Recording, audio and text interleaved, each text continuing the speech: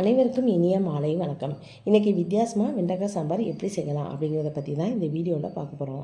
அதுக்காக ஒரு குக்கரில் 200 கிராம் அளவுக்கு துவரம் பருப்பை அளந்து போட்டு இதை நல்லா 2 தடவை கழுவிட்டு இந்த பருப்பு மூழ்கிற அளவுக்கு தண்ணியும் சேர்த்தாச்சு.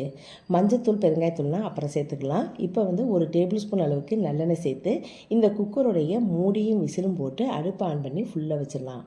ஒரு விசில் வந்த பிறகு சிம்மில் 3 நிமிஷம் வச்சுட்டு அடுப்புலேருந்து இறக்கி வச்சுட்டேன். இது இந்த பருப்புக்கு கரெக்டாக இருக்கும். ஒரு கிண்ணத்தில் எலுமிச்சை அளவு புளியை சுடுதண்ணி போட்டு ஊற வச்சுருக்கேன். இது அப்படியே ஊறட்டும்.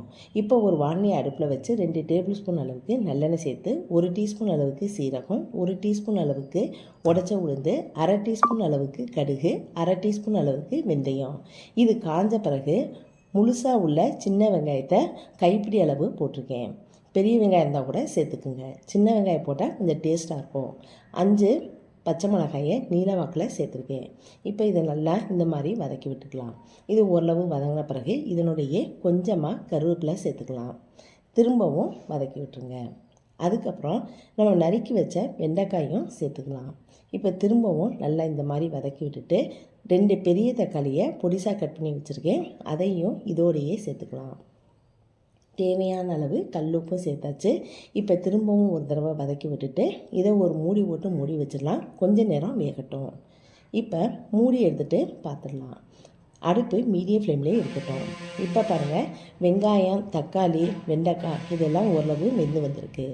இப்போ வேக வச்ச அந்த பருப்பையும் இதோடையே சேர்த்துக்கலாம்.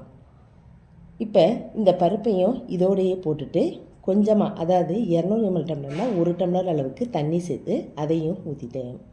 அதுக்கப்புறம் புளித்தண்ணி, இது 200 ml டம்ளரில் 2 டம்ளர் அளவுக்கு தண்ணி. இப்போ இதையும் சேர்த்து ஊற்றிடலாம். நல்லா இந்த மாதிரி கிண்டி விட்டுக்குங்க. அதுக்கப்புறம் 2 டேபிள் ஸ்பூன் அளவு கோபுரமாக தனி மிளகாய்த்தூள், அதே அளவுக்கு மல்லித்தூள், அதுக்கப்புறம் கொஞ்சமாக, அதாவது 1/4 டீஸ்பூன் அளவுக்கு பெருங்காயத்தூள், 1/2 டீஸ்பூன் அளவுக்கு மஞ்சள் தூள். இப்போ நல்லா கலந்து விட்டுக்குங்க. தேவைப்பட்டால் இன்னொரு டம்ளர் தண்ணியும் நம்ம சேர்த்துக்குவோம், ஏன்னா ரொம்ப கெட்டியாக இருக்குது. இப்போ திரும்பவும் கிண்டி விட்டுருங்க. அவ்வளோதான்.